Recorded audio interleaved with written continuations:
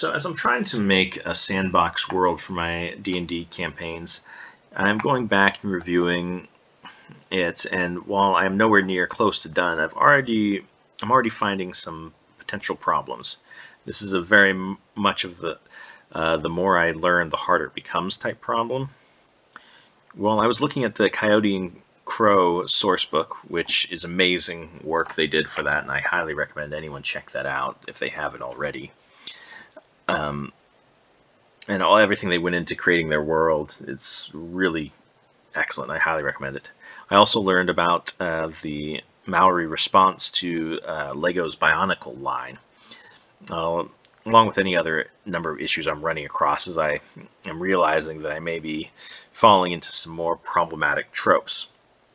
I've been putting different cultures in my world that were inspired and largely copied from the real world and advanced to like different points maybe than they were, such as pre-Columbian cultures.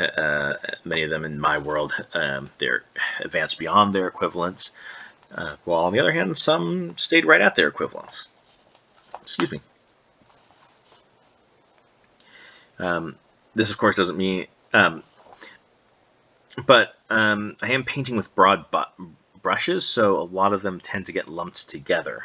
This, of course, doesn't mean that they don't exist. For example, there are Scottish, Welsh, Irish, and English equivalent cultures in the British equivalents, but if my players end up going to the Spanish equivalents, there will most likely be Catalonian, Basque regions and cultures. I just haven't gotten to that yet. I know, for example, this island over here is supposed to represent Portugal, but kind of a Portuguese culture, but was conquered by the Spanish equivalent in my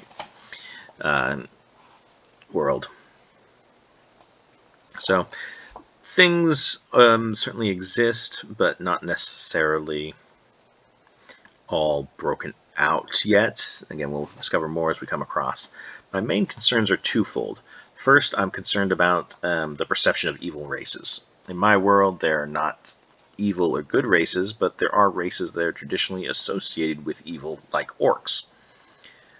In my world, most of the orcs live in the north and have been given a Russian aesthetic.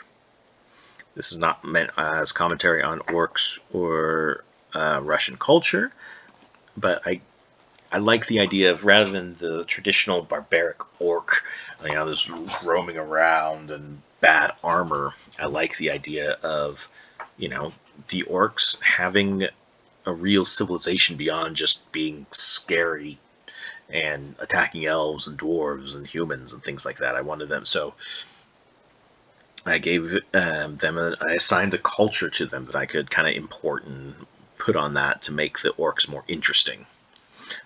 In this case, they got Russian.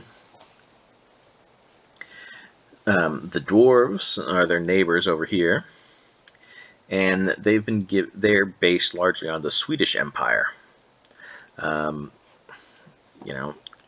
don't see this necessarily as an issue, but I'm not a dwarf, orc, Russian, Swedish, or one of the other many Scandinavian cultures that are kind of lumped in with the Swedish Empire analog in this world, or Slavic cultures that have both been taken over in real world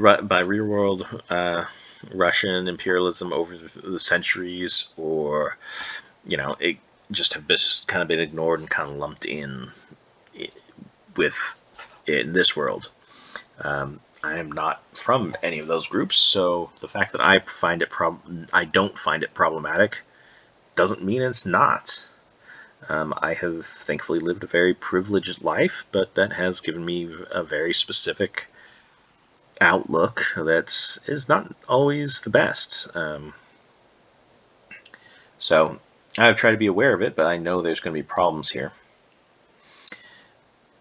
And this is just kind of one example of the potential problem, or this kind of area is one example of where that happens a lot in this world. I don't. The Yuan-Ti, the snake folks and stuff like that, are traditionally evil in D&D. They are not evil in this context by any means. But I can see if someone's like, hey, I associate with that culture, that is the analog of it. What do you mean they're played by the Yuan-ti in this world? I'm not an evil Yuan-ti or, equivalents. I don't mean it like that. But again, I'm not from those cultures. I don't really have a position to be like, hey, you don't get to feel that way. You get to feel however you want, and I'm trying to figure out a way that it's not quite so problematic. And as I do this, I'm realizing it might be. The second kind of issue I'm having revolves around language. To go back to the Maori issue that they had with Lego, there were objections to the idea that their language was being used to make something seem alien and exotic instead of part of the world community that it is.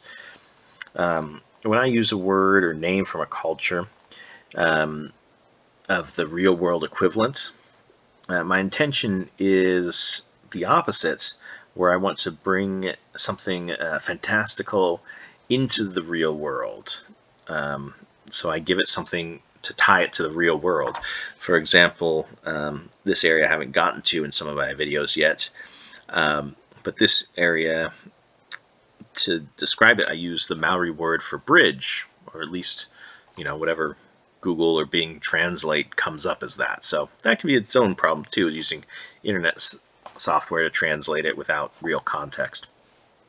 And I called it the bridge because this area has, an amalgamation of Maori and Polynesian cultures, and it's a bridge between two continents. That's why I gave it that name. But again, I'm kind of realizing it's not really my place to say whether that makes sense or not. So I'm open to those. So this idea that I'm wanting it to, I don't mean it's to, I'm not using a foreign, or to me, foreign language to make something seem exotic and alien. I'm trying to use real world context to make something fantastical seem more realistic, but I'm not really sure if that's a distinction without a difference. FOCAR is not a world that's going to be published, and I don't think any of my players would have any objections but to what I've done here, but I also don't necessarily think that's a good enough reason not to try harder. I don't know what will change with any feedback I receive. I have received some feedback. I posted this on a similar statement to this on some forums I'm a part of, trying to get some feedback. I had some really good I wouldn't say pushback, but feedback about trying to focus on cultures that view their culture as one of their exports, and focusing on that. But my concern, again, I run into concern with that, is like, yeah, because X culture views theirs as an export, does that mean Y culture doesn't get represented on my world? I don't know. So I kind of go back and forth on that. Some other really good information I got was something I'd never heard of, was conlangs, or constructed languages, and just using that straight up, just using that instead of the other languages. And I think that's good, both on the sense of I don't want to run across the same problem where that Lego had with their insensitivity towards using another language, but also as I've using more and more words and using internet translators, I'm like, this is so cumbersome. So it's also a practical thing. There's the moral part, and there's also a practical part, which it's kind of cumbersome. And some of them have speech tool that says how it's pronounced, but it's not always the best, and sometimes it's not there. So I make up my own words, or make up my own pronunciation, how I think it should be.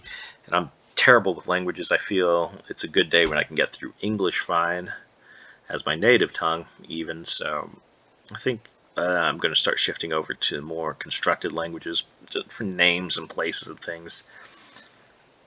But I still like I'm attracted to the other idea, but I think it's both more practical and moral to go to constructed languages, which I have done here. I just didn't know there was a name for it. And just be a little bit more conscious about that. Again, this is a living world. Things are going to change back and forth and completely in little bits, and that's why it's on video, so I can kind of see how this evolves over time. But any feedback is always appreciated. This is a learning process, and again, the more I'm learning, the more I learn that I don't know, and the harder it gets, but also the more interesting it gets. So it's problematic, but I'm also enjoying the learning experience. So just some notes on cultural appropriation and language and sensitivity that I'm working on, just trying to do better. Hopefully we all can. All right.